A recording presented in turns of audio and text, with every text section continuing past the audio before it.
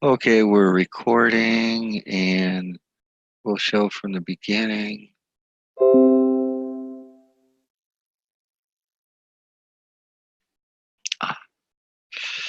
Uh, display settings, I don't want this.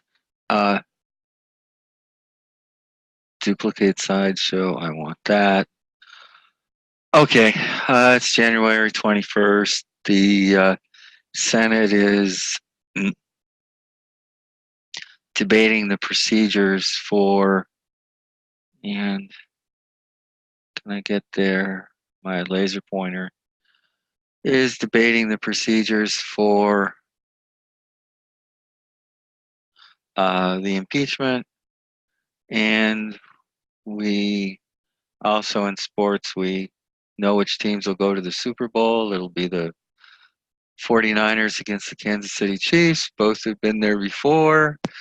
In fact, the Chiefs were in the first Super Bowl, so that was something most of you don't actually remember from observing, but I do, because I'm old. Uh, let's minimize that. Forecasting.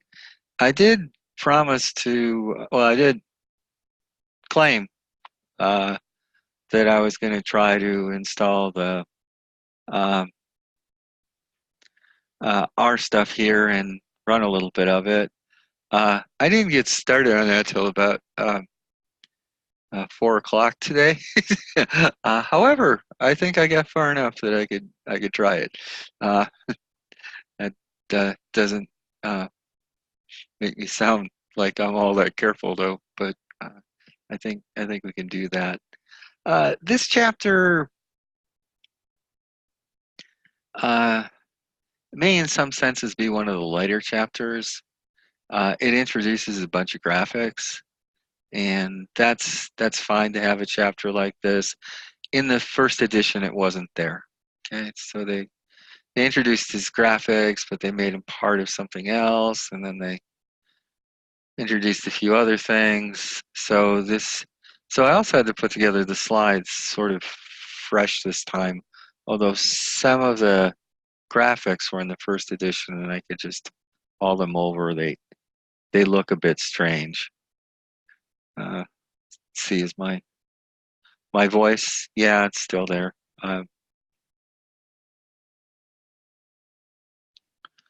So, well, no, I didn't. We won't tell you about me anymore. Okay. Uh, we'll cross that off. This is a carryover slide.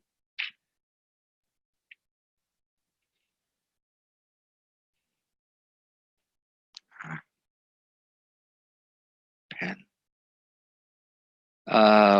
We'll do the tentative schedule. We'll talk about this, and we'll show uh, installing our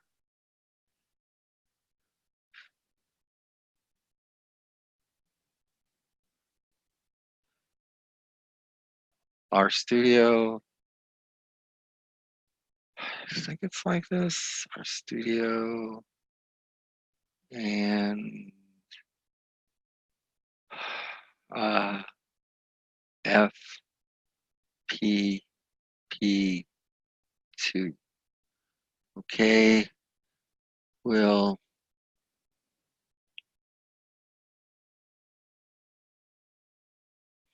mostly work with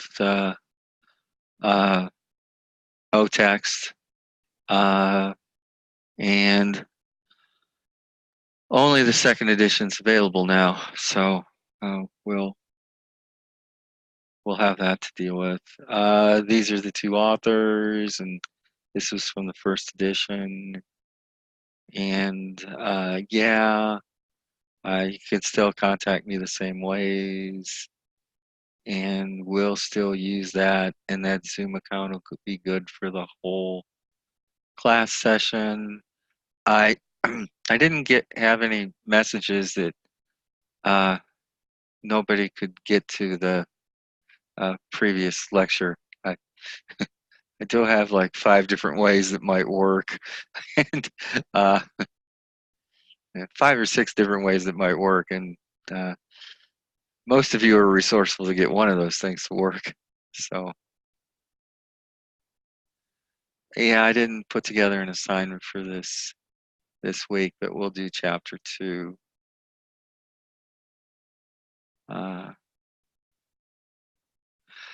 Yeah, it's a carryover attendance policy. I've never really checked attendance or logged in these grad classes, which is very different than Monday night at OLC. They're very strict about taking attendance there. There are reasons. So the grading, the 2 exams, and an end assignment.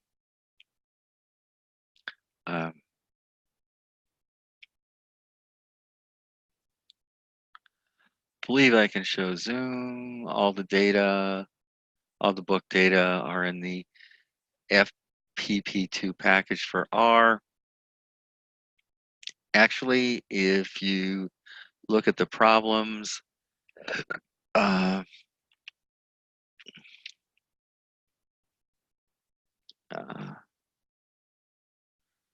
that device doesn't click it.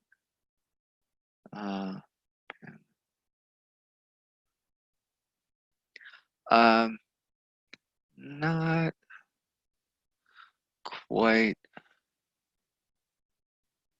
true for problems.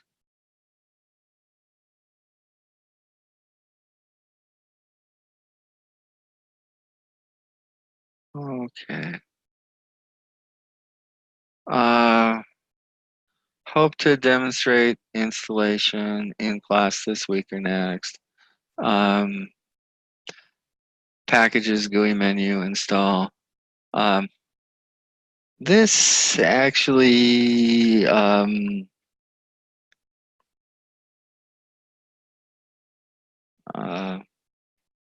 might note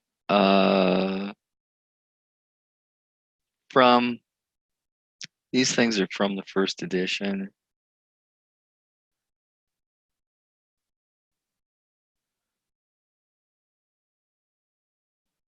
The second edition instructions are actually a good bit simpler, and maybe we'll go through that now.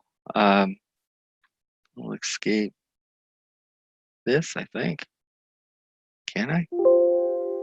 Do you want to save annotations? Yeah, I'll keep those. And we're back out of PowerPoint, display mode, and oh my gosh, what do we have? We have the textbook shown online, I hope. We get, you can buy a print or downloadable version, and it tells you a little bit about how to get started, and however, the appendix goes about using R, and we can go here. Can you guys see this? Or is it too small? I can zoom in. You guys, okay. All right, I didn't, I don't know, I'm old. I like it stuff bigger. My eyes are better than they were 3 years ago. For a number of years, I was finding my way to the front of lecture halls to observe things because my eyes weren't working so well. I never crashed a car or anything. Of course, I rode my bike to school. It's a little easier. So download and install R gives us a open in a new tab, and this is where we link out to And most of you will have Windows, and you could go here, download R for Windows, and install R for the first time. And now you can download R. I already did this, and it ran kind of slow to download, so I won't do that in class. But there are install instructions after you do download it. Essentially, all I needed to do, I know we can plus this up to just run the installer. Yeah, where's that installer? For me, it's in my downloads directory.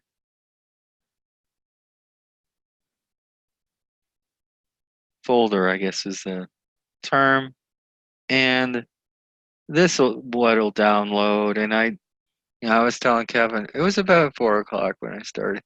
So I got this downloaded at 4:30. Anyway, I uninstalled it, so I'll install it again, and so you guys can see it. So that's the installer, and it's supposed to be running now, right? Do you want to allow this? Yes, I do. I want to allow it. And what language do I want? Well, that's English. That's my best language. I don't know. We might have somebody who's better in something else. And next, it's a new license, and it gives you a folder and asks you what you want to install. And you can play around with it, but I'm going to accept the defaults. And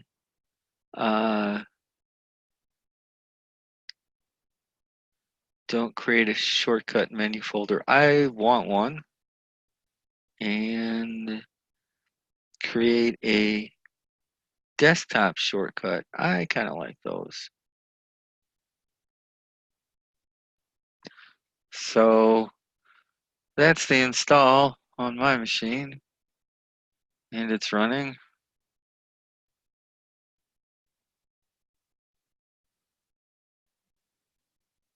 And that isn't taking too long.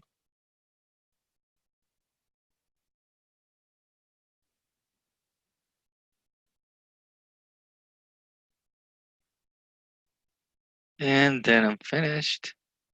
And what have we here? I ask for this, startup menu. And gee, R is there and it's new. And it pulls down and it shows 2 versions, one 386 and one x64. The x64 should run a little better if it runs, but there might be some things that don't quite work in it. So we have the older version, and one's a 64-bit, one's a 32-bit. So what does R look like? That's R, and you can play with it and put windows in. However,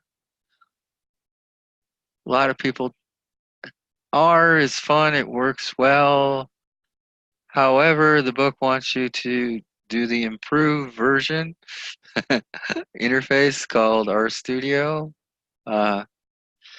Actually, other people have told me RStudio is better, including my wife. She told me to tell the students that to use RStudio instead of R.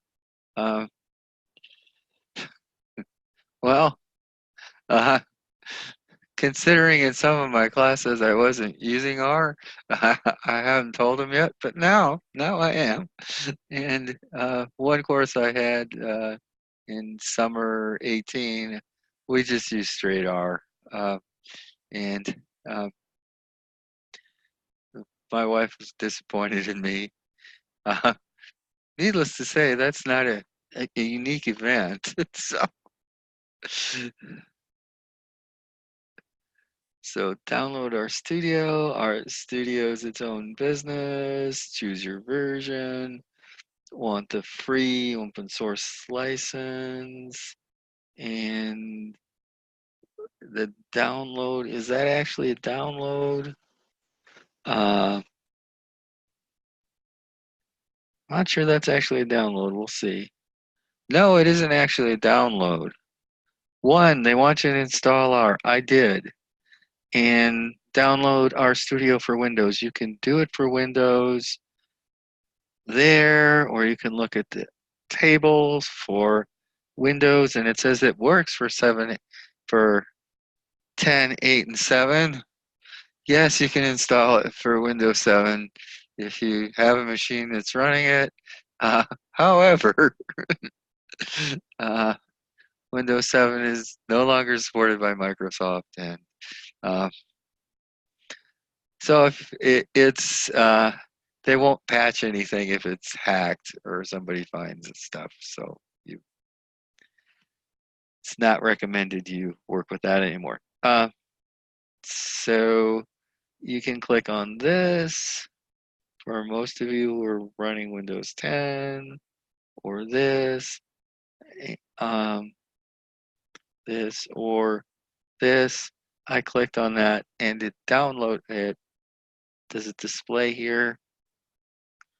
Yeah, it actually does download. That's my little message in the corner. You might not be able to see that.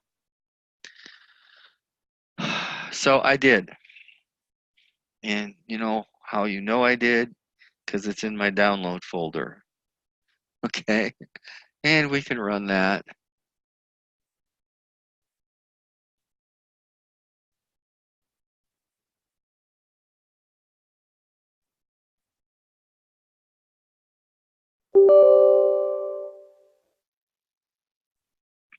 Our studio, yes. Do you want it?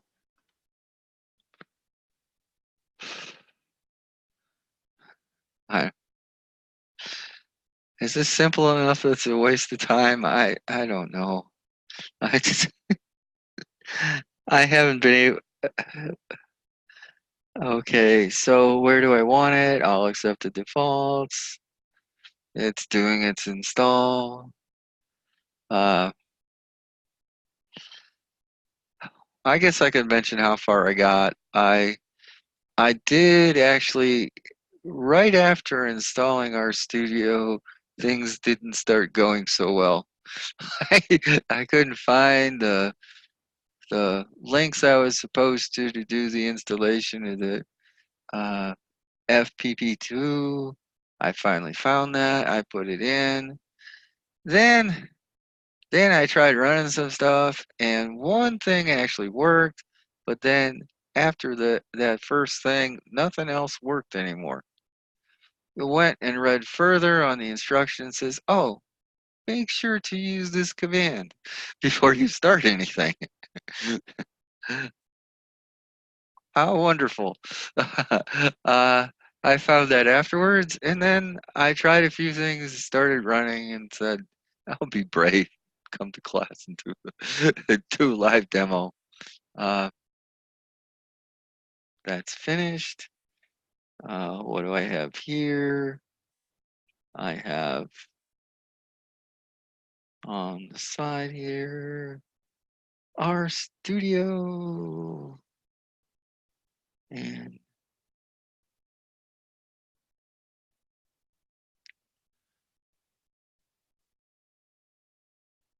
starts. Wow, it's way cooler than R. It's got more windows. It's got all these menus and stuff like that. And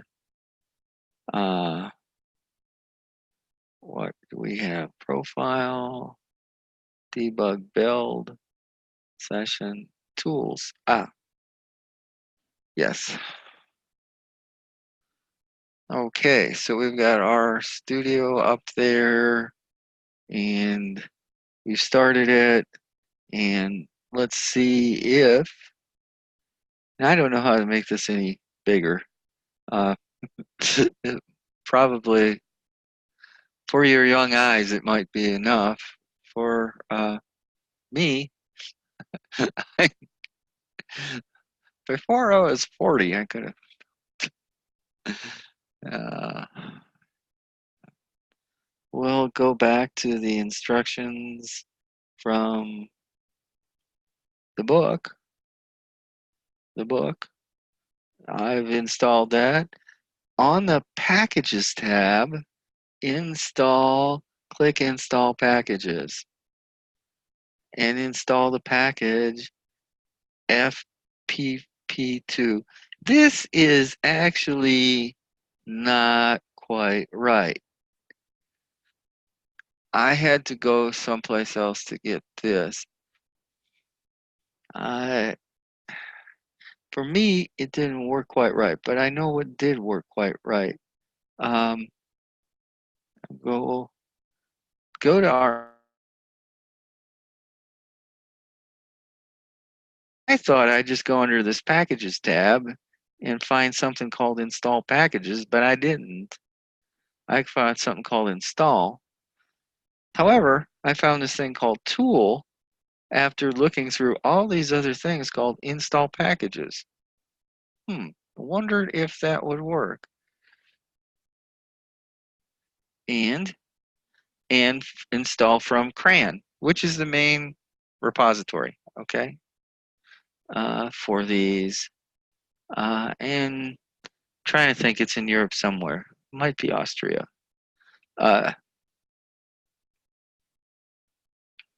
Packages. So FPP2. And it's good. There is such a thing. And now this is supposed to be checked. Install. And then all this wild stuff starts happening.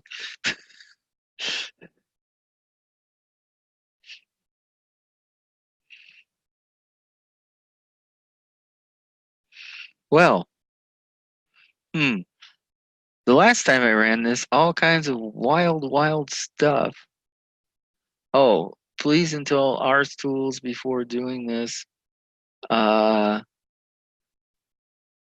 package has been successfully done. Did I do those R tools? I don't know if I did. However, that's all it says in the book. It doesn't say to do the R tools. And it says auto plot, except it does say you should use this first. So this won't work. The example, we can just copy that, Control C, the RStudio, Control V, and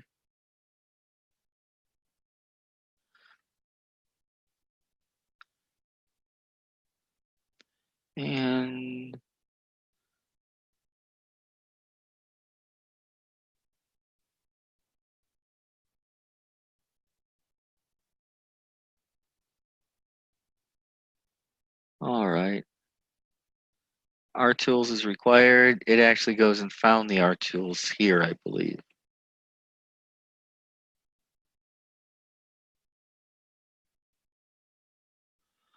Okay, did all of that. And it looks like we've got a prompt and we can do stuff and we can play around with things. Our studio is set up so we can play with it. View. Do we have like a zoom on this? Zoom in.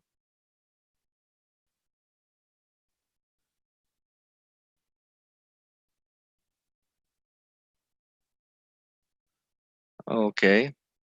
So maybe that's now more visible to other people who happened not to do this. So we have our studio up and installed, and I think things should work now. Uh, we will see. Um, we can go back to PowerPoint and work from current slide and display settings, duplicate, and that's where we are now. So uh, looks like looks like we got it installed. So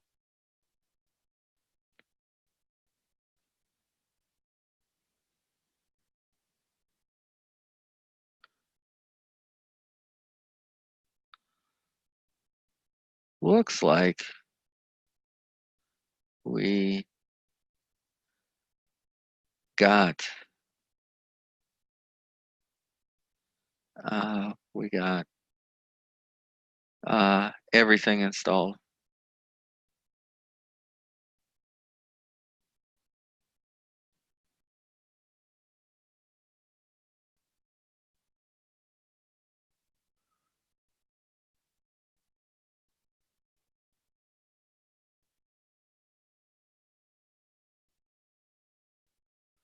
Looks like we got everything installed. Of course, I certainly am someone who've had things. So where are we in the book? We last week went through getting started, and now we'll look at time series graphics, chapter 2.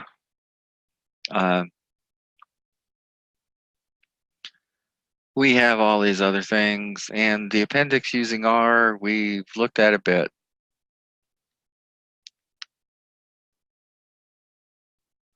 Uh,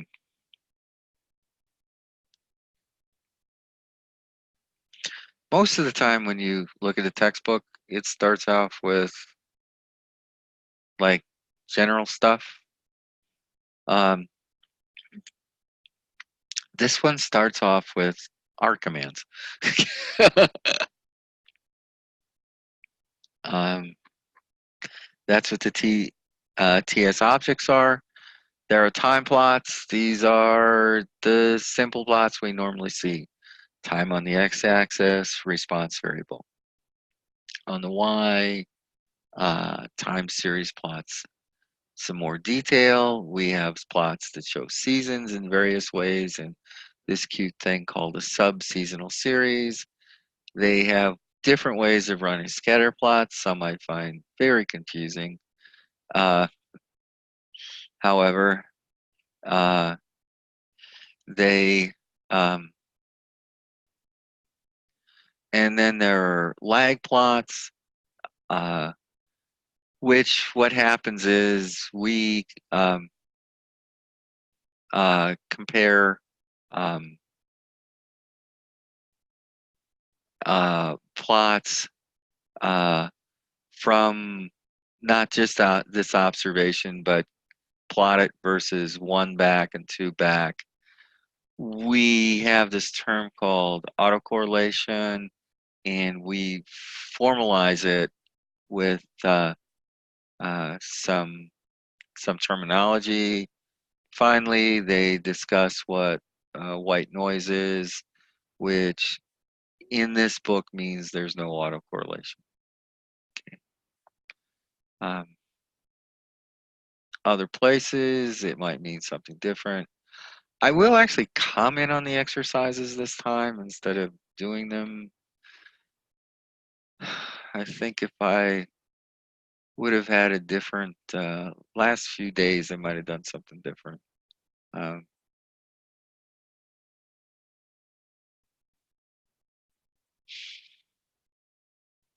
then a little comment on the further reading section. So that's sort of what we're up to today. So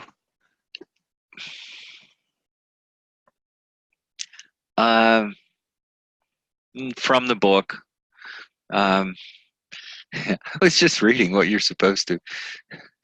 The most annoying thing is actually to read what's on the screen. What actually helps people remember is to do the most annoying thing. Okay, which is, yeah, tell jokes that bomb. People remember that. The first thing to do in any data analysis task is to plot the data. That's one person's ideas.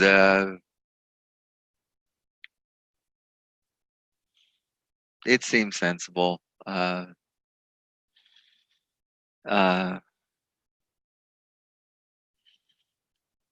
I can imagine someone else would start differently. Graphs enable many features of the data to be visualized, and I think that's the Aussie spelling, including patterns and unusual observations, changes over time, relationships between variables. So the graphs tell you all this. Um, you want the features that you see in the plot to be handled by the forecasting method. If you don't, well, somebody else can do it better, maybe. Uh, just as the type of data determines what the forecasting method, it also determines what graphs are appropriate. But before we produce graphs, we need to set up our time series in R. So the time series itself is a particular kind of object in like a computer science sense. It sits there as a different um, existing piece of information. Uh, we want the TS objects here to be thought of as a list of numbers along with some information about what time those numbers are recorded. This information can be stored as a TS object. So I use the Courier font to make it look like somebody was actually like typing to sort of hint at this is what you might actually want to type. Oh, you've seen that before some places, right? Oh, I'm not being novel, just commonly annoying. Changing fonts is a burden on your eyes. However, we've seen many books where they do that for a purpose. And one thing people complain about a lot of stuff. Um, what's that? Oh no, yeah. Well, it's just funny. I was thinking last night the book I teach with at OLC. There's some online resources, and it's like I was thinking the author of that book worked at the school I did my undergraduate at, and I think maybe I'd like to try to meet her just to see it. Then then she put up her own syllabus and says, I don't want to meet this person. It was like she like she get angry if somebody was texting during class. It's like, what? They're quietly working at their phone and a keyboard. It's no big deal. Oh, you weren't allowed to have your laptops open in her class. And she actually had a contract on the syllabus that says you have to agree to her cell phone rules. And the cell phone rules included that if a cell phone rings in her class, she answers. Like, whoa!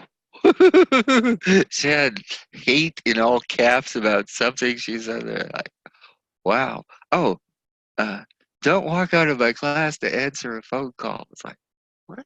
It's like, you don't think that there are things that could be more important than your class? I mean, Oh, a job interview, sure. Yeah, sometimes you do that. That's kind of serious. That's fair. But I've taken phone calls while lecturing when my wife, my daughter took my wife to the hospital following her. strokes to examine some symptoms that she had. So I mean, there are things that, yeah, yeah, it's an idea in some departments. If your cell phone rings, you owe people cookies or donuts or something. That's on the order of playful reminders and stuff. Yeah. Anyway, here are these TS objects. Okay, we use the TS function to turn something into a TS object. So we have little time series here from 2012 to 2016. And we have observations 1, 2, 3, 3, 9, 7, 7, 8.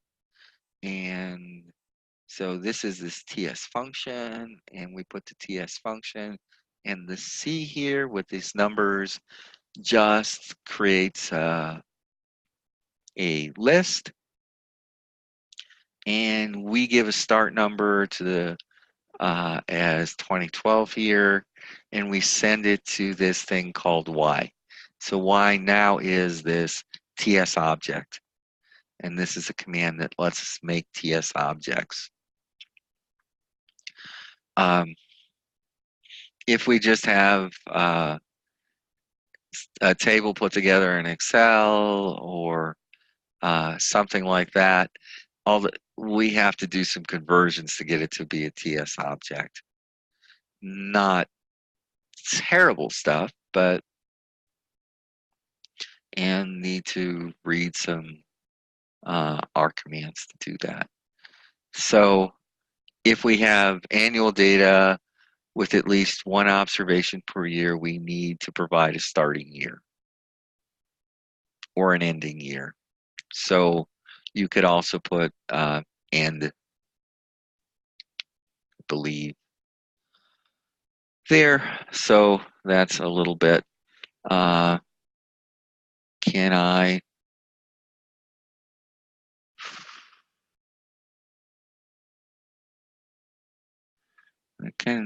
I can escape this, can't I? I can escape again. Do you want to keep? Yes, I can keep them. When I'm here in this format, I can actually copy this, Control C, and um, then I lost my.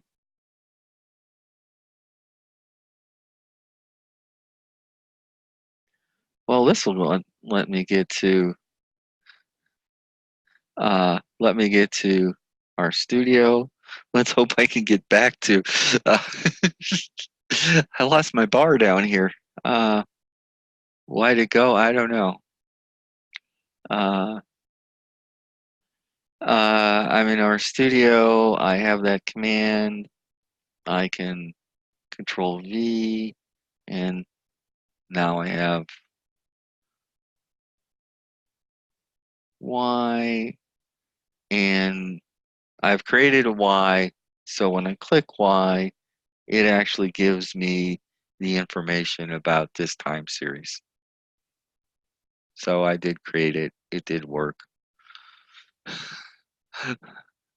Well, now I have to find a way back to my PowerPoint.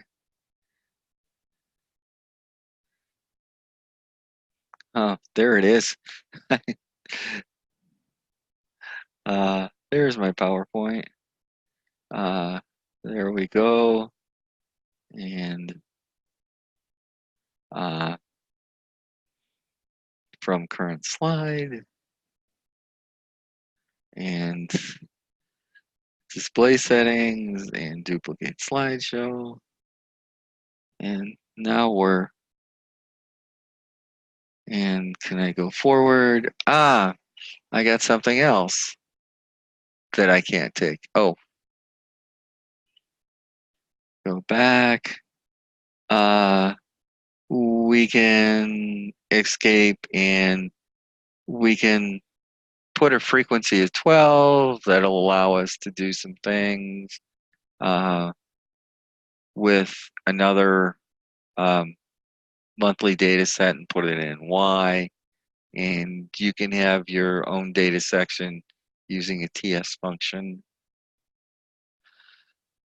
What frequencies are common? Annual 1, quarterly 4, monthly is 12, weekly is 52, but there are some comments in the book that 52 isn't quite right because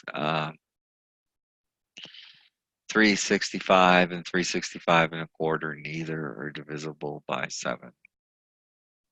Or 366, none of those are divisible by 7. So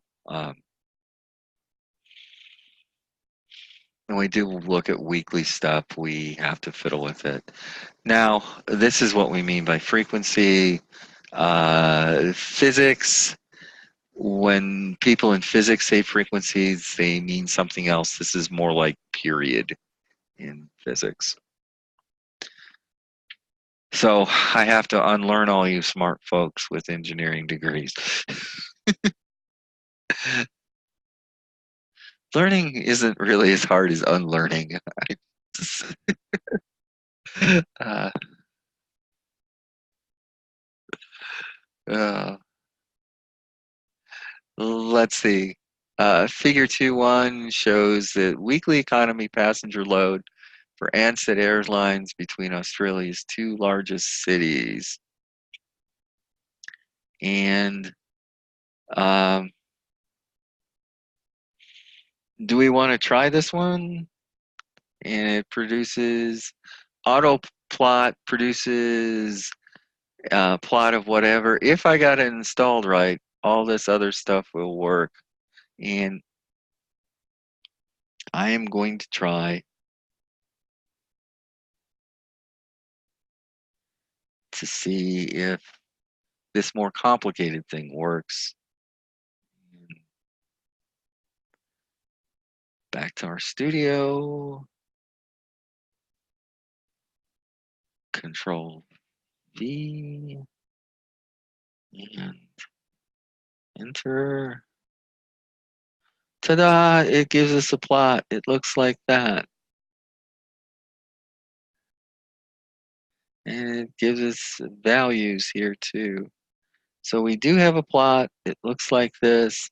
And that's what it's supposed to. A very weird plot. These are the economy passengers. And we see these massive dips in the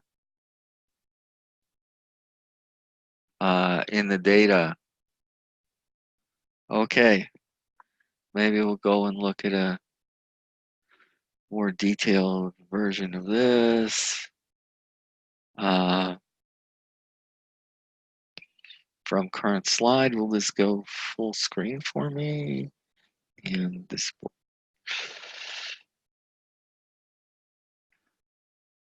duplicate slideshow. Okay. Well, what does autoplot do? Well, it tries to be very nice. If you have a certain type of data, it tries to give you an appropriate plot with it.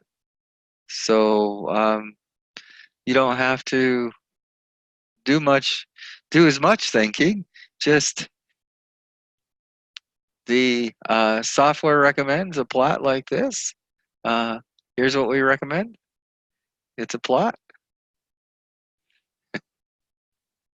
And it's all well and good.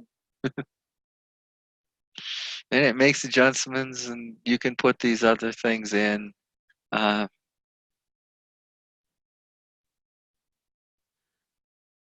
So GG title, this puts a title in an appropriate manner using the ggplot software. And xlab is the x-axis label, and ylab is the y-axis label. And melcid is the data set. This shows the ridership called economy class. So this is one of the data types in Mel said, which Melbourne and Sydney are the two largest cities in Australia. So you will learn fun geographic fact in this class. Not not that that is something you want to avoid. Okay, so this is what we have. Uh, that is actually kind of a weird thing. These are economy class passengers, and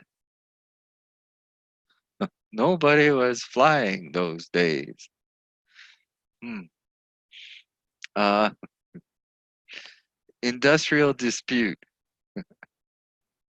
Apparently, that's what it was described. Apparently, some people uh, weren't thought they weren't getting treated fairly at work, and so folks weren't working, and nothing was going on. Uh, I mentioned my Fulbright. Uh, we had we took we were scheduled to take two airlines to our site. We would go from uh, we took then Northwest from Rapid to uh, Minneapolis. Oh, that isn't really there. And then to Tokyo, and then Tokyo to Manila, all on Northwest, 3 flights. And then from Manila to the city I was supposed to go to on Philippine Airlines. At that particular time, there were labor disputes on both airlines. So I flew from uh, uh we flew my family, the 4 of us, uh, youngest being ready to start kindergarten, uh, which is a lot better than much younger. Uh, and we we left Rapid, went to Minneapolis, and said, "Sorry, this flight isn't going today, and your luggage you can't get to." So we did spend the night in the hotel, and uh, our clothes were a little bit uh, worn. But then the nicest thing happened. You've been upgraded to first class. So first class from Minneapolis to Tokyo with with the kids. Yeah, yeah, that was nice. And there were some things about that. And those international flights. Well, this was a long time ago, but still, it was nice. We could watch movies and drinking wine, and yeah, yeah, yeah. Oh,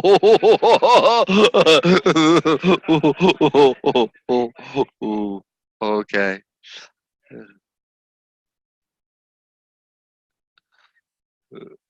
Okay. One of the students in class has just returned, and his flight stopped in Russia, and from Dubai, and it flew over Iran.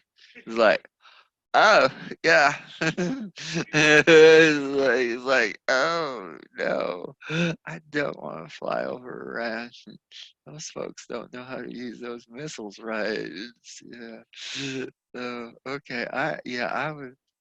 How about a lot of people? You saw a lot of different expressions of prayer during that flight.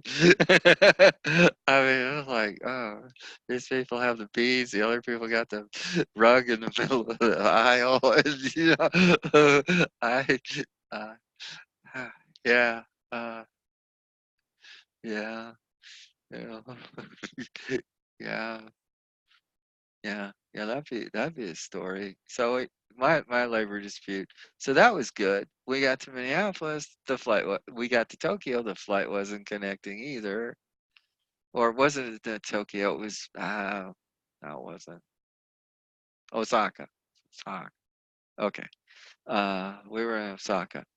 It's like, we're sorry, your flight isn't on time, but we give you a hotel voucher. And so I stayed in the airport hotel. My wife says, I'll take a little tour with the kids for a few hours out. I rested because I actually had to like go to work after this. I had to show up at a meeting in Manila. No, so yeah, I had to show up at a meeting in Manila before I took the flight. Then we finally got to Manila, and we realized how wonderful the labor disputes were on Northwest. They actually stopped flying to the town we were supposed to go to, and there was no commercial air service to the city I was supposed to go to for 6 months following that point. My father-in-law was there, and he said, "Why don't we fly? We can get tickets to the town my home is, and it's 100 miles away, and then we can just drive your stuff." And it's like that wasn't the best of plans, but it did seem like it was workable. We actually could get in on an airplane; it could work, and that's what we did. We, of course, after they got there, and we actually got the packages, the boxes, um, and got the arrangements to travel that 100 miles, which takes like 4 hours there because they just improved the roads. Okay, so uh, these are not like interstates there. It was a developing country, but it was all paved and good.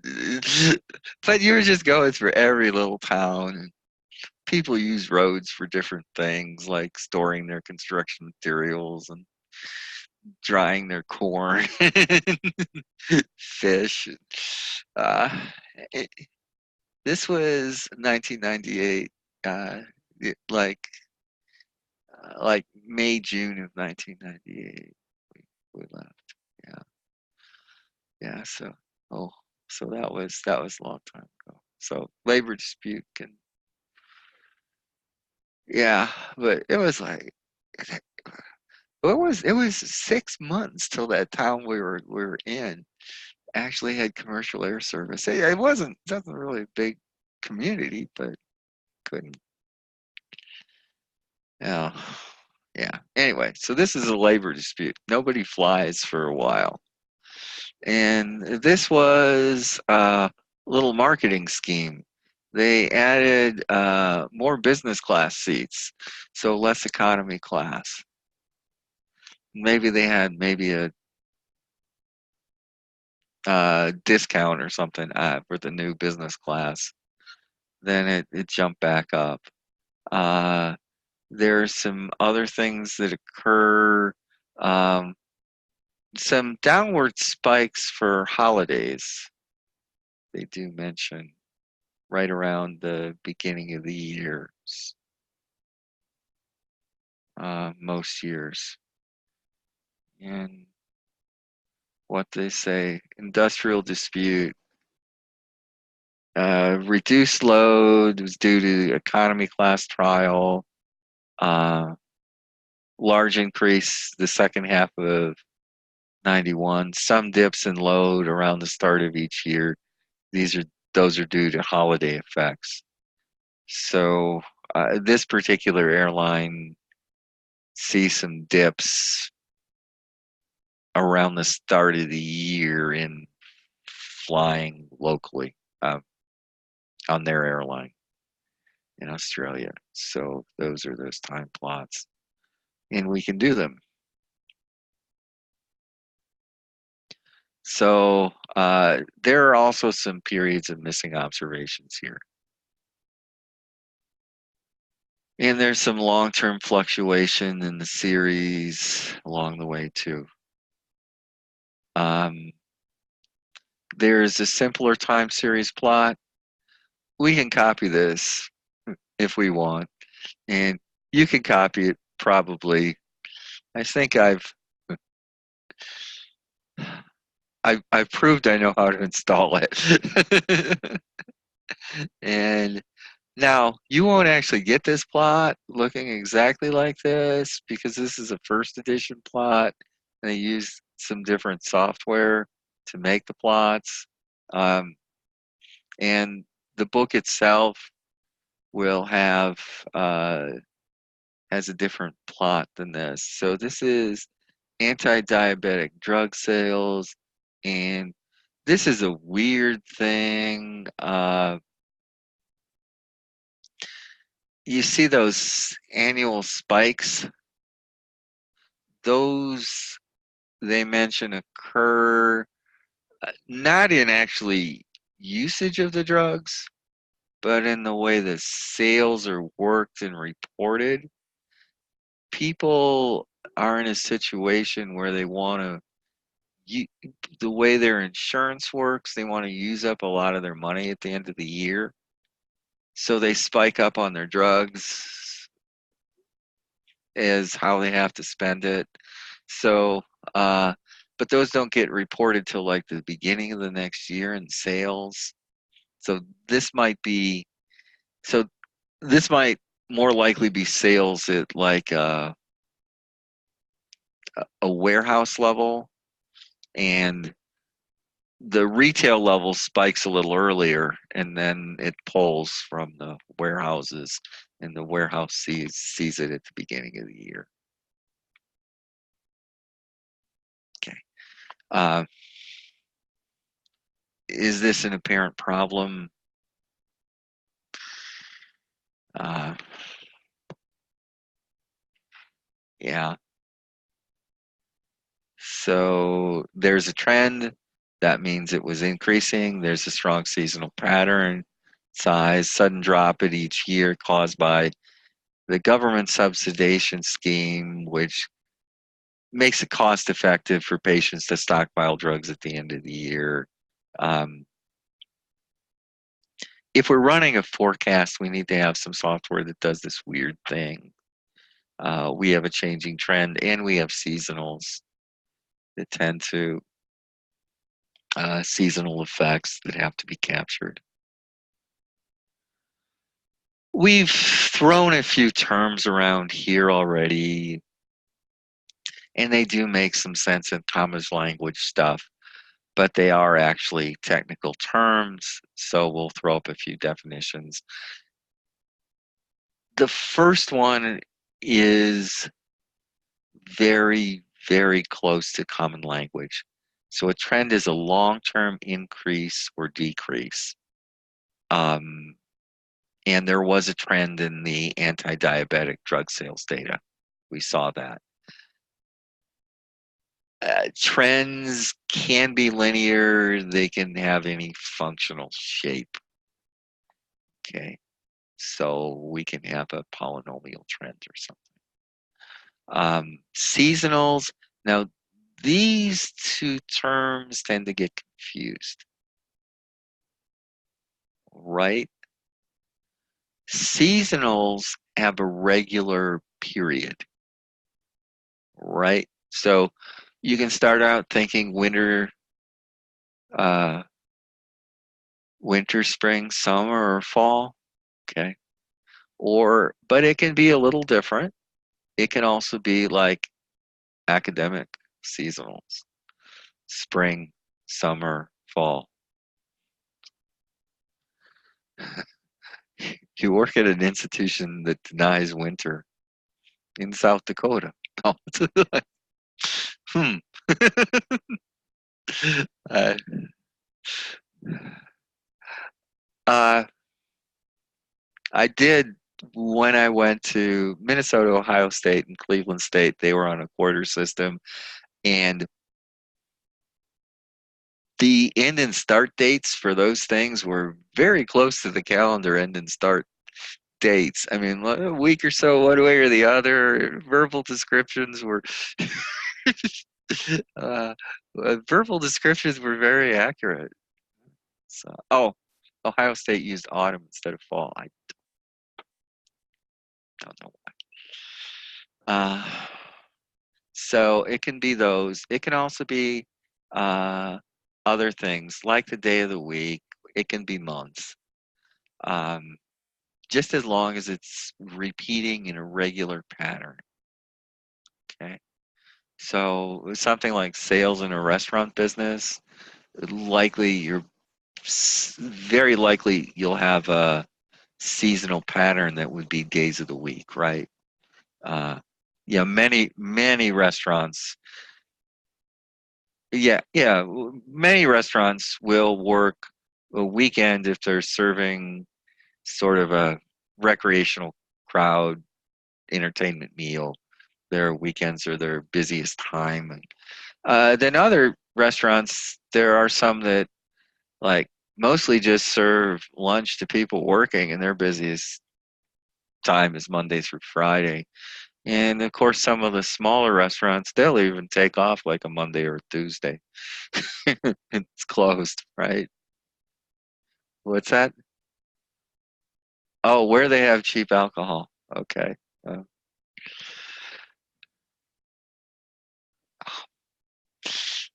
oh, okay. Tuesday night, we'll have cheap alcohol. Oh, well, yeah. Half wine, half price wine at Botticelli. Yeah, Tuesday nights. You guys are so dedicated.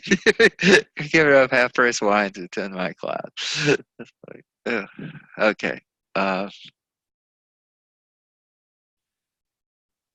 yeah, so those are those. Now, cycles do not have fixed periods. They go up and down, don't have a standard form. So think of what we usually talk about as a business cycle. Inflation, recession, economic growth, economic decline. So the air passenger data showed some of those cyclic effects. So when we mean cycle, there's no fixed period.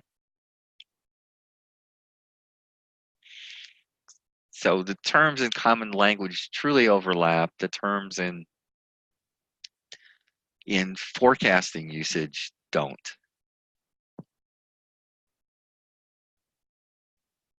And we see some things here. Sales of one family houses. Well, we definitely have seasonals in sales of family houses. Uh, but we also have cycles too. Um, when interest rates get low, people can all of a sudden afford more houses are sold. When interest rates get high, people can't afford house. And I I graduated from university in 1979, and there were a few years there where I'm thinking maybe I'll never own a house. People had financing houses really hard because interest rates were really high then, and that was and so when did I buy a house? 94, about there. Oh, a lot of people were buying houses. I had a hard time trying to find a place to rent. No. Uh, so we see definitely cycles in here, and we definitely see annual spikes. What does happen is for single family homes, imagine you have children in school. You want to have them switch school when? Over the summer, right? So that period is the most appealing for you want to actually move, so you want to buy a house maybe a little bit before or into the summer, and that's how that goes. U.S. Treasury bill contracts. Ooh, how many contracts were lent over the 100-day cycle, definitely a downward trend. Australian quarterly electricity production. Electricity is used for both heating and air conditioning in Australia. And of course, as populations grow and further and larger industrialization, you'll be using more electricity. So we see there Google's daily changes in closing stock price. So those are the changes in a day. They're changes. So the changes, in a certain sense, oftentimes tend to run flatter than the true values. And we've got some comments on these. The monthly housing data showed a strong seasonality as well as cyclic behavior, but actually there seemed to be no apparent trend. So housing sales go up and down. U.S. Treasury bill contracts show results. No seasonality. There's a downward trend. Probably there may be a cycle, but 100 days is not really long enough to see something like a business cycle. It's a pretty short period. Big trends in that Australian strong seasonal, but there didn't seem to be anything cyclic there. Electricity just keeps growing and cycling. And the Google stuff, no trend, no seasonality, nothing cyclic, no strong patterns. It did look like there might have been some spikiness there, though. Seasonal plots. We can take this out. A10.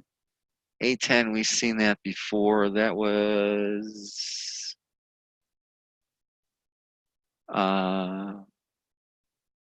the anti-diabetic drugs. So we got another plot with the anti-diabetic drugs and labels through million seasonal plot. So this is yet a different plot where we plot individual seasons in which the data were observed. So, okay, it's monthly data, so we have monthly sales, and then we plot each year as a different color, and of course this gets rather confusing, and we didn't have a complete year in 2008.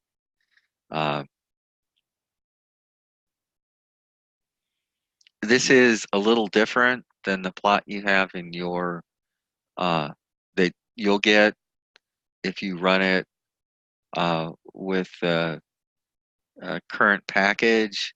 The reason is this is from the other edition and they use somewhat different software to prepare them. It includes the GG plot 2 stuff and the GG plot 2 stuff makes a little prettier background and gives you some flexibility on how to display it a bit more.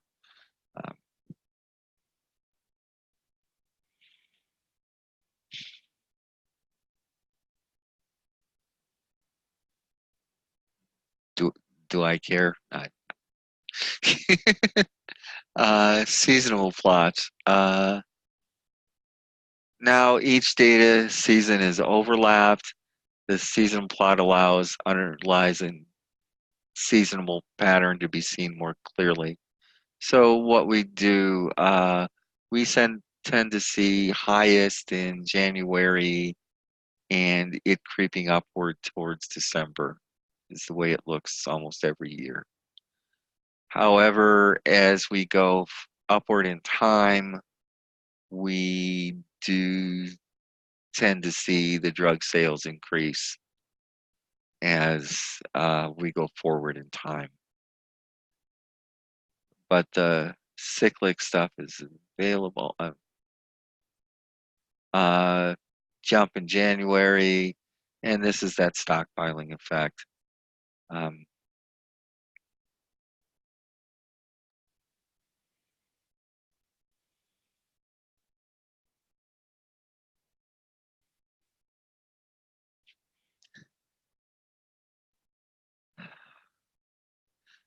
I remember in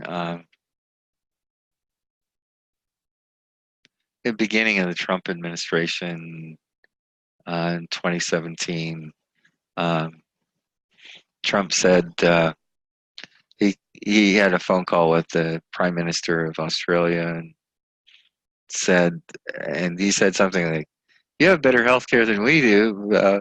And Bernie Sanders says, "Oh, you want to start with Australia's healthcare system? Let's do it. They got single payer. We just love that. Start there. Oh boy, yeah, I'd love to see somebody. I'll stand behind a bill like that." So it's like, oh, who, Trump? I got a question in class that do I think Trump do I think Trump will win again because of his popularity? Actually, he's like historically unpopular, but the electoral college situation can be maybe manipulated more than so there is a chance to win, but if you look at like the news today, there might be a chance he might be removed for impeachment or a scandal will show up in the impeachment hearings that he'll walk or he'll resign in some manners or he may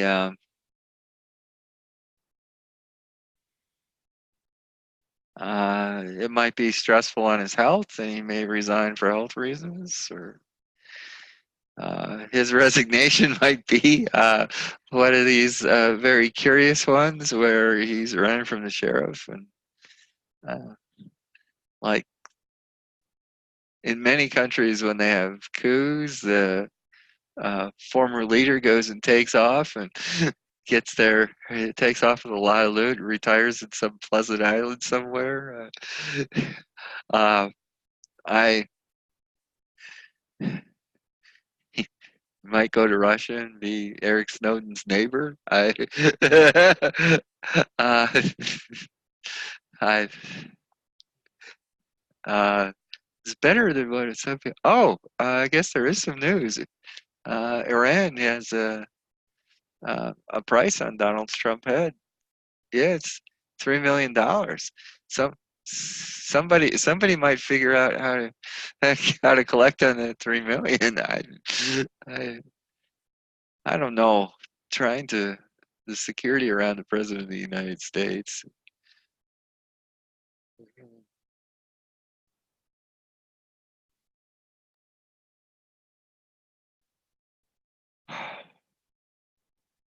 I don't. Yeah, I don't know what would be. Might depend on which president. I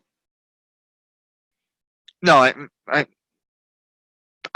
I mean, some people who are president of the United States are careful and cautious, don't travel as much, listen to advice, don't go off on their own. Others have a tendency to. Bill Clinton was very famous for just sort of talking to everyone who was there, and so all the schedules blow up, and everybody. Uh, yeah, I don't know. Seasonal plots. You can also do this with a polar plot, and we'll have a circular axis, and this is the polar plot. Uh, we tend to change the colors in sort of a rainbow pattern going forward, and we can see the somewhat common cyclical seasonal patterns. And then with our color changes, we're also seeing a general increasing trend of coming out from the center. So this is actually a pretty nice, useful plot for this.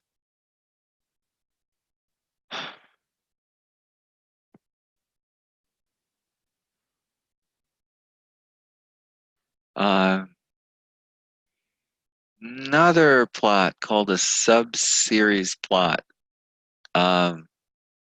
And this is a GG function, which is a little different than an FPP2 function. And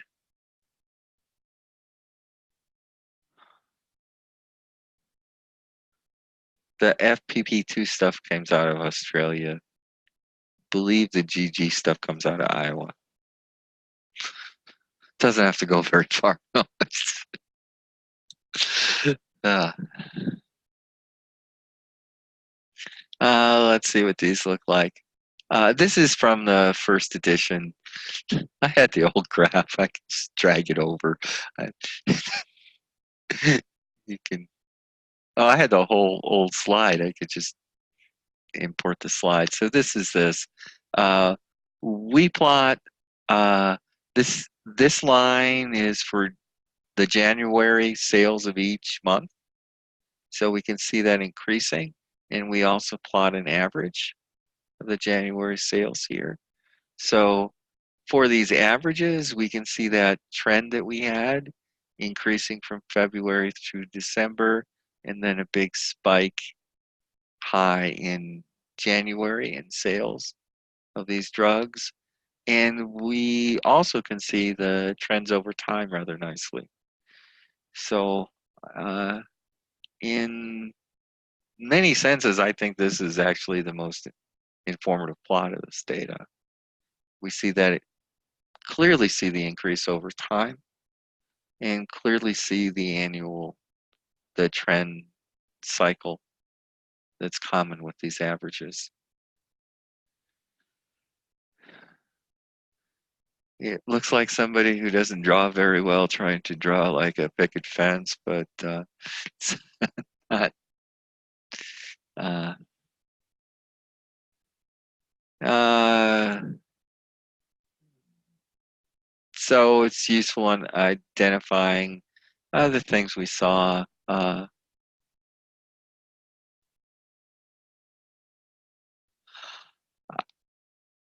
Well, this was the quote from the book. It's not particularly revealing. It's not particularly revealing because we saw all that other stuff before, but I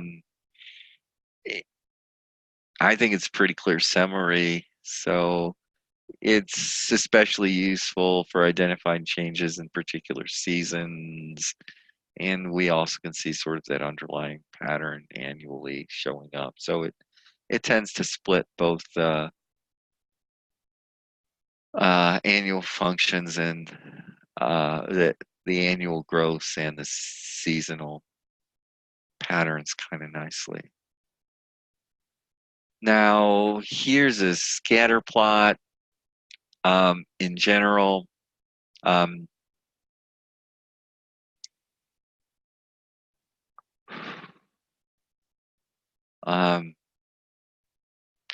we might talk about scatter plots tomorrow. In the quality control, it's one of the basic plots that people teach to in the low-level quality discussions. However, the prerequisites for the quality control class are high enough that everybody's seen scatter plots. What we can do is, what we mean here is we lay two time series or more on top of each other and run a scatter plot And this actually will, the auto plot takes care of this when we look at the two different functions, the demand for electricity for an entire state called Victoria, and the temperatures are just at the reported point in the city of Melbourne, which is the largest part. So we get two different plots for demand of electricity and temperatures. And there are two kinds of things that go on. We use electricity for both heating and cooling. And our lowest demands are when we have comfortable outside temperatures. So you can just like open your window and have a nice temperature in your home.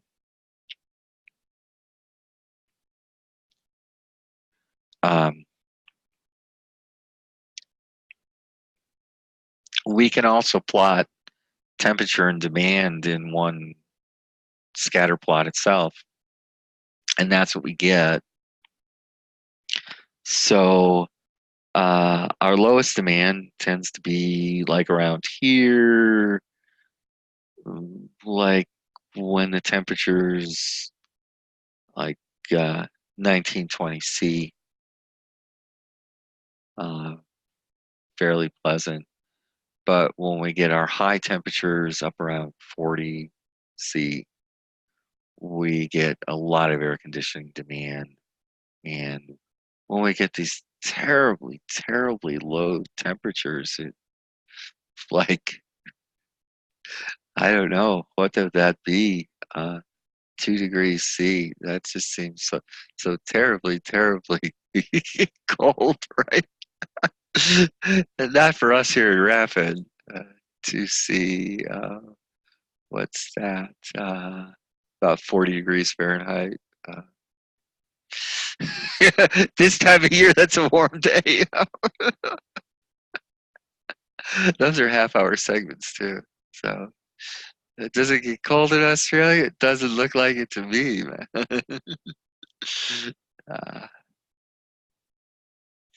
Doesn't look like it to me.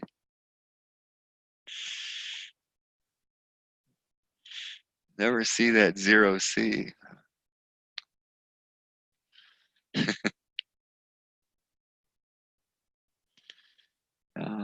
Dr. Dubé is grew up in the country of Oman, which is the hottest country on earth, and Oman. Yeah, that's where he grew up. Yeah, yeah. He was talks about that. It's just only sometimes of the year does it actually get pleasant to be outside, you know.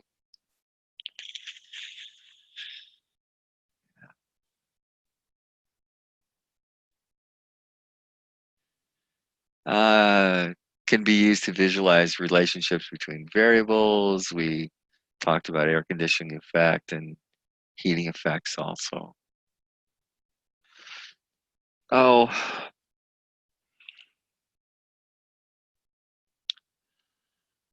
there are these things called correlation coefficients.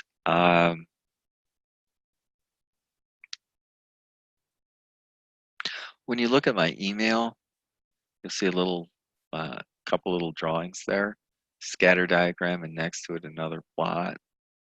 Um, that plot is actually a graphical calculation of the correlation coefficient for the other plot next to it. So I had that worked out in XListStat. Maybe I'll show that to you in this class or the next if it comes up. Um, I I worked that out in like 1998, but I haven't promoted it as much as I should have.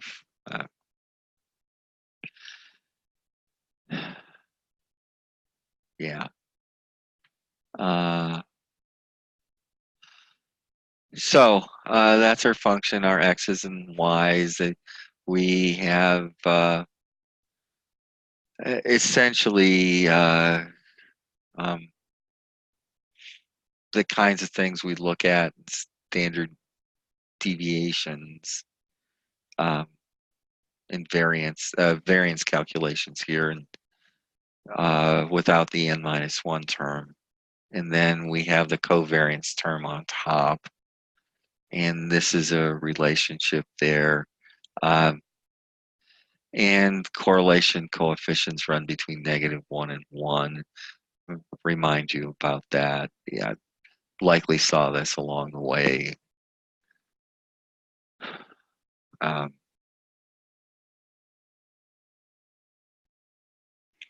and here are some graphs of correlation coefficients. There have actually been a number of papers written that say, can people actually judge graphs and guess a correlation coefficient? And a lot of people make mistakes on those.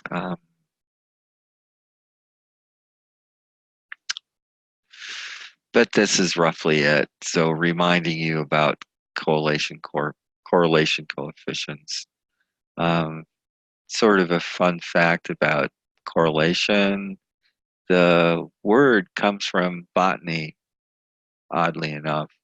Uh, the corolla is um, part of a flower, and it has a very regular pattern.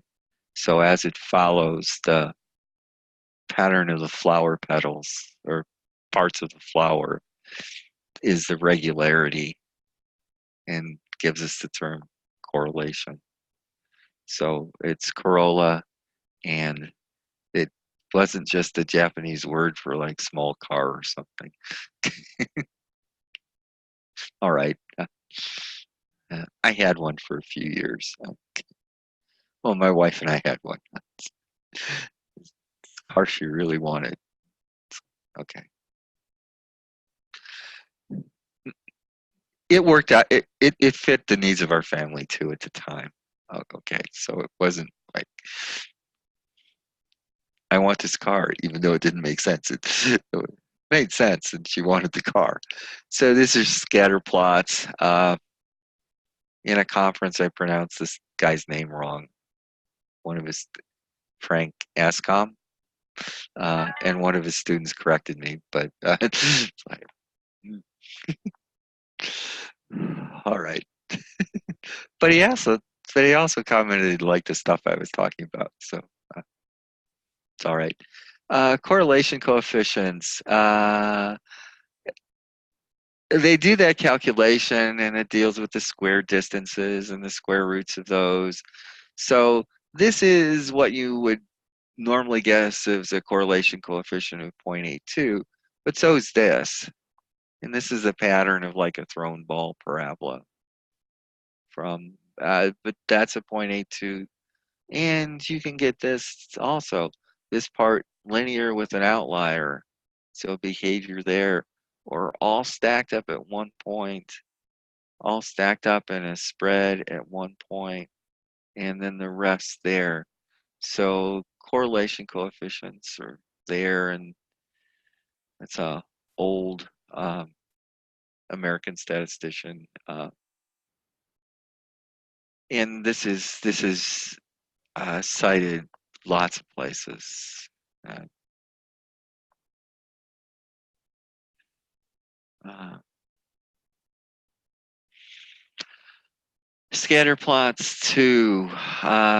We can take much of our data, and we can take quarterly visitor nights at various regions in NSW Australia.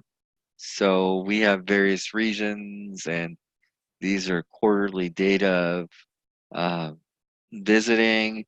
And are these things related in some manner? Well, these spiky things look kind of close, and these look kind of spiky, and I can't get much out of that.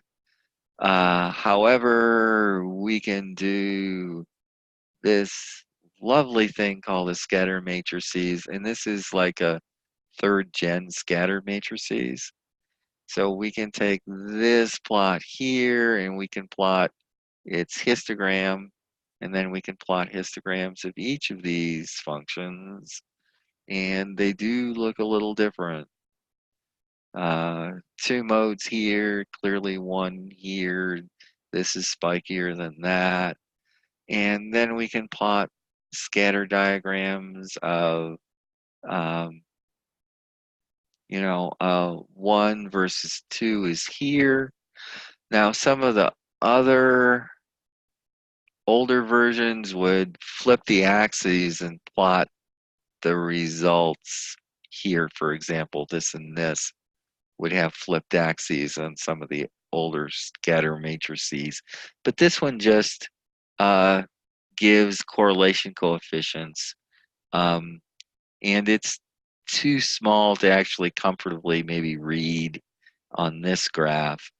But we can then see we have, my eyes work, maybe a 0.7 correlation coefficient here, and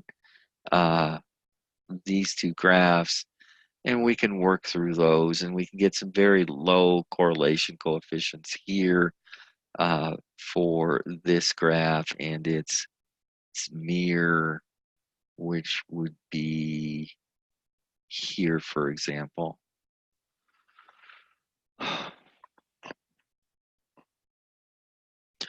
So you can find a lot of information in these scatter plot matrices.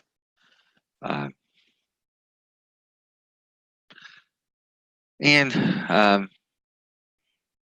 when you get the software to do it, it looks like you've actually accomplished something, right? So, wow.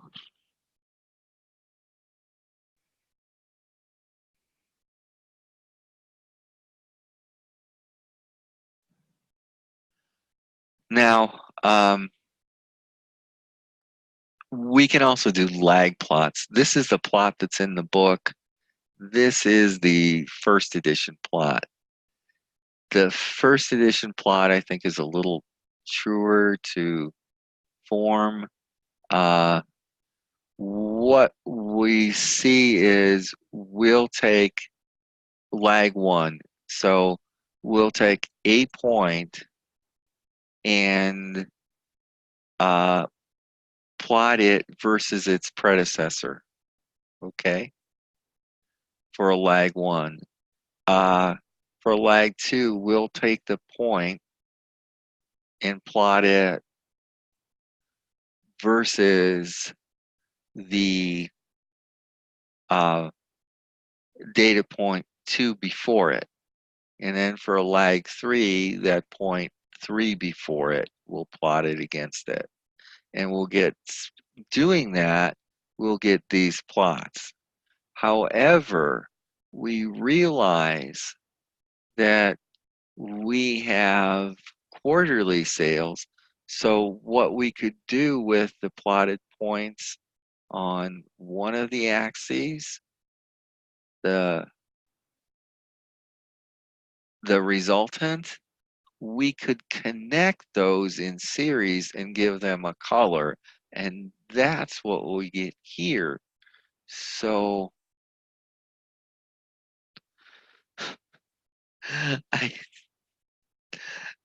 so much software running.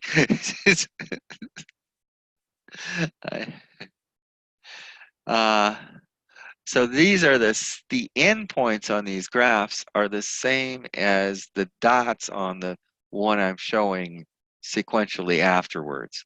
However, each of these points here on these endpoints differ by 4 time-wise. So they're in next years. So lag 1, we tend to get groupings by different quarters, but they tend to scatter. At 4 and 8 lags, we tend to get points that appear to be very well correlated. because there are strong seasonalities. In 2 and 6, we tend to get sort of anti correlated stuff because it's sort of the mirror image that we're plotting. So these tend to look like they're negatively correlated, the 2 and 6. And then we would also get 4 and 8. 10, I guess, would have that anti correlation kind of thing going on, or negative correlation. Oh, so that's what we can learn by lag plots, and there's use of color there. And this is the old first edition lag plot scatter diagram.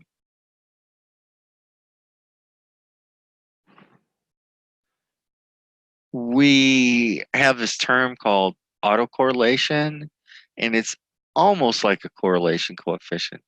And the way we get the almost in is we realize this isn't exactly what we get from a lag correlation coefficient, because there are t terms here and there are less than t terms there. So as we go forward with higher levels of k, when k becomes large relative to t, our total length of our time series, we get much lower numbers. So it gets bounded away. So they tend to trail off, even if there is a relationship between the lags. So we have lag correlations called autocorrelations that look like this, and they're very much like the true lag correlation, the lag correlations, except for this slightly different term which doesn't get adjusted from the actual data. Now, this is a relatively old kind of concept, like early 60s, and doing this calculation, you actually needed like a machine type computer. Right. There was a time when a computer was a job title. uh, and I know, have I told this before, Kevin? Do you remember? Okay. I told my son when he was 3. It says, "I worked for a man who was once a computer." Right. When I was a when I was a teaching assistant, I was assigned to help do some grading and lab work for adjunct professor um, when I was in graduate school and PhD program. Um, he was an older fella who, right after World War II, went to graduate school at Ohio State. And his job, when there weren't, right after World War II, you know the history of computers, there really weren't any electronic computers available at many college campuses or available to many people. So there were actually graduate assistants whose job in a math department, the statistics department, wasn't started yet. And their job title was computer. They crunched numbers all day. So I did work for a man who was once a computer, and my son didn't believe me. However, you guys do. uh, so yeah. So back in the 60s, so this wouldn't be something, the kinds of things that you would do many calculations with if your computer was actually like a real person. Okay, it would be the kinds of things where you need a simple machine to do. So to save the work on the machine, this denominator being constant saved a lot of work. on the machines, although that isn't much work anymore for a machine. Uh, anyway, um, these scatter plots, here are 9 autocorrelations for the beer data, and here they are. And the plot of those autocorrelation coefficients is called an autocorrelation function, or ACF, and it's also called a parallelogram. So it's used commonly in this kind of course, forecasting, um, having to do with time series data. And we see plots like this. If we have no relationship and things appear to be random, we will get very small autocorrelations. That's what these lines are for. They're actually um,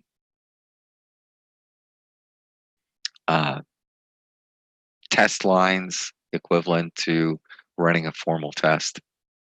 Uh, if uh, if we have a null hypothesis that there was no actual autocorrelation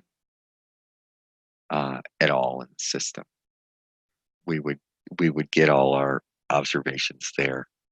So what we have, but there isn't also a small set of lines if things get too close to the center. Um, it could be calculated. Um, I'm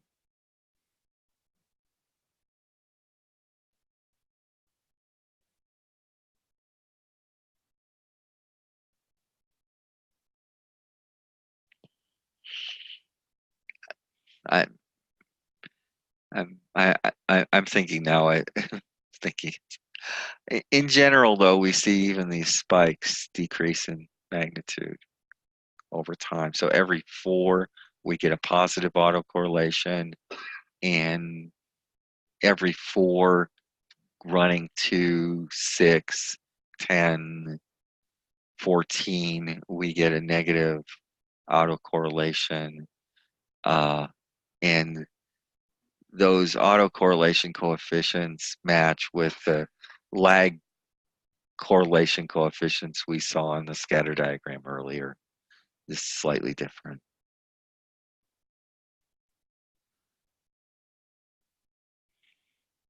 And I didn't make this plot. I like stole this from the sniffing tool. Okay. Sniffing tool is a lot easier to use than a scanner with a book, that's for sure. Yeah.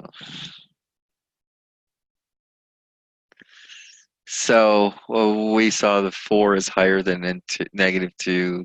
It's more negative than others. The blue dashed line is for significance tests, and explained in the next section.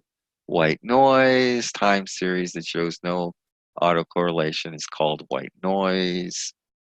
Um, white noise can be generated for physical circumstances too. And you can like hear it, right? Run it through a speaker. So that's what white noise looks like, and this is a second edition plot of a white noise function. And they give the commands, but and then here's the time series plot. Here's a, well, autocorrelation function parallelogram of that white noise series, and these test lines, they're all within the values we'd expect to be. So there are no significant autocorrelations, autocorrelation coefficient in this parallelogram of white noise.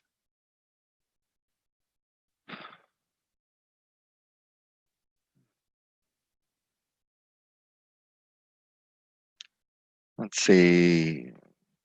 However, they're not exactly zero due to randomness, and we actually have the intervals 1 over the, or plus or minus 2 divided by the square root of t, where t is the length of the time series, and there are blue bounds on the graph. Um, they don't give a theoretical reference on where those um, spike limits will be, or why that result is true. Um,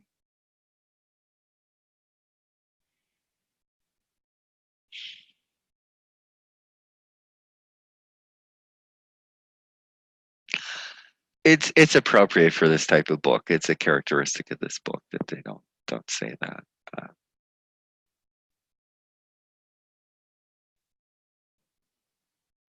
and here's the calculation for this particular graph. So these do look like white noise. A little comment about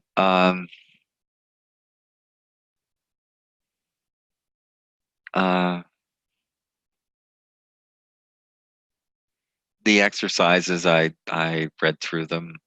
Um, uh, there's a new use of that frequency command. I guess this should have actually been in the other font. There are new data sets, and there's a new function listed there. So we see data sets that weren't actually in the chapter. There's more to life than electricity, beer, and airline tickets. So, and there's they all the data isn't actually included. You have to click on a link, and it'll download some files for you. And CSV, some people might not know what a CSV file is. It's a simpler form of an Excel file. It means comma separated, and Excel will read those in nicely and export to it nicely. And it's easier to edit than an Excel file, and easier to read with simpler software. Not an expert on formatting of data or databases, but those are properties of that I do know. There's also a new function, read Excel. So it'll read, you can enter your data or find it in Excel and pull it into R, which is pretty convenient. There are new series in problems 4 through 7 that you're asked to play around with. And exercise 8 is actually a matching question. And I do think the rest of this was a mistake. Like,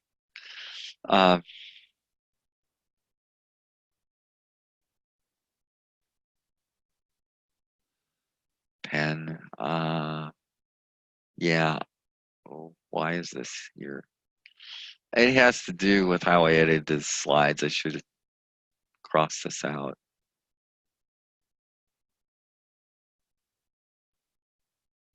Delete.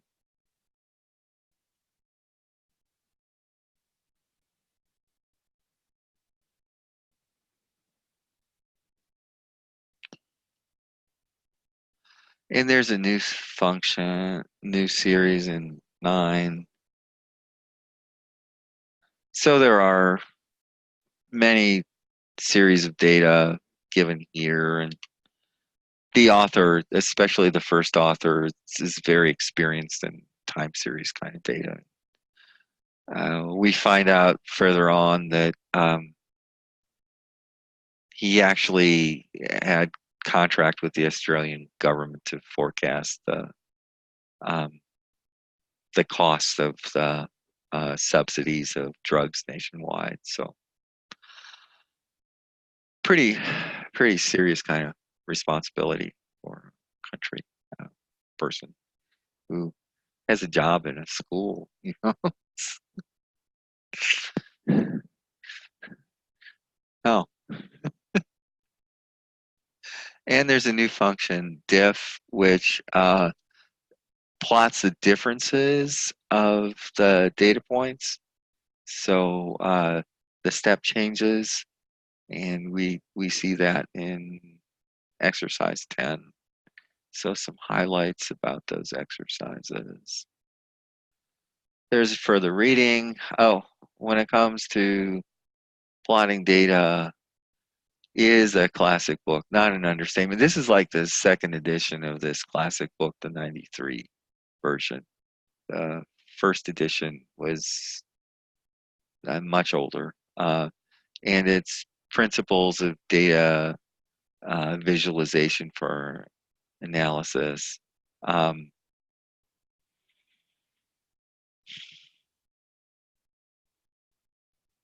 It's actually pretty fun to look at. A lot of interesting graphics and so forth. History of graphical analysis. I haven't acquired this book by Unwin yet. Relatively new on graphical analysis using R. Doesn't have that much on time series, it says, but general advice on graphics for data analysis.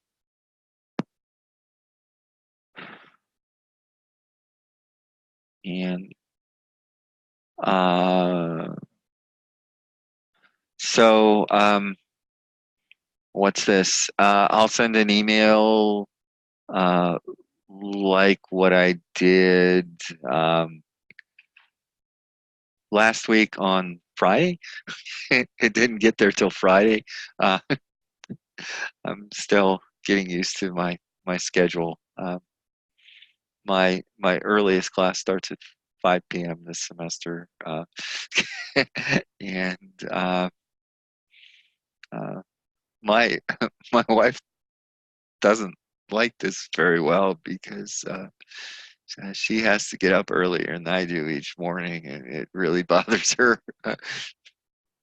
Usually the one reminding her, see if she actually shut off the alarm. She turns on about 6:20 and doesn't get out of bed till about 7:10 or something. uh, uh,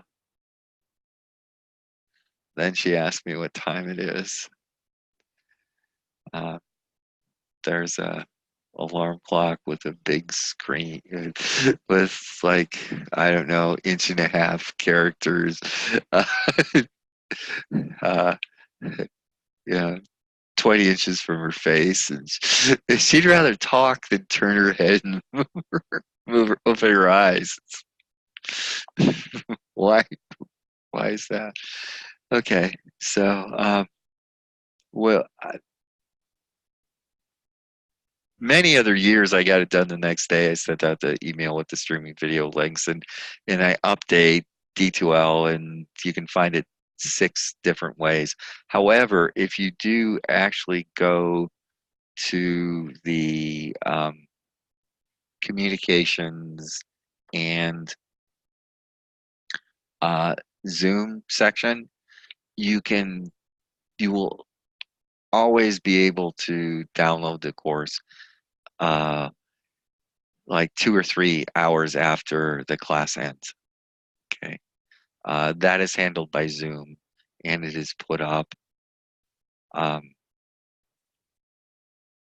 and it is put up automatically after I stop recording the class. I did get an email about how do we do these distance exams for proctoring, and in a certain sense, I think it might be valuable for me to send this out a little earlier than what I do other times. So maybe I'll look up my message on that, how we do those for the distance students. When it does come to exams, on the exam day, I usually try to get in the room about 5 or so, and uh, and if you're here, I'll hand you an exam. You can start on it.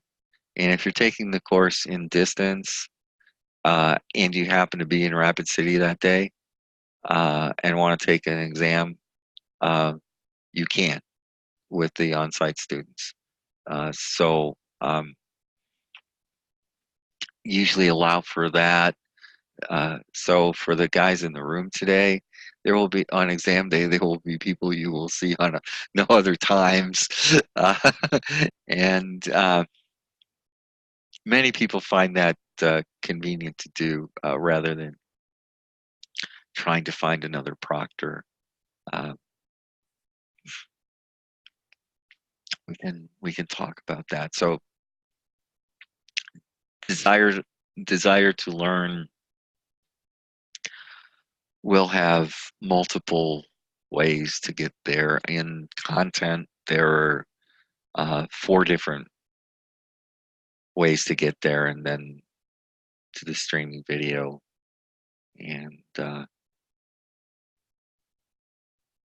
1 under communication, so 5 different links, and there'll be 2 in the email. So with the 7 different paths, although they are related, most students have managed to get to the managed not to complain about not being able to get to the video. If you leave just one way, I've no, I've got this firewall I have to get around. Okay, so I think I'm done for this week. For a little short, but okay.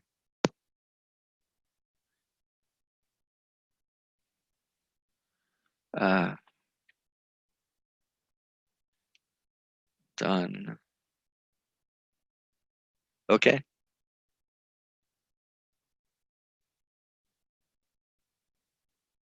done for the week.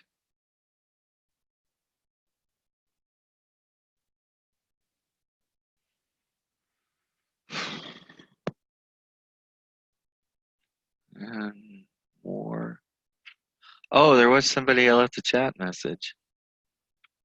I can see it okay. Brian. Okay.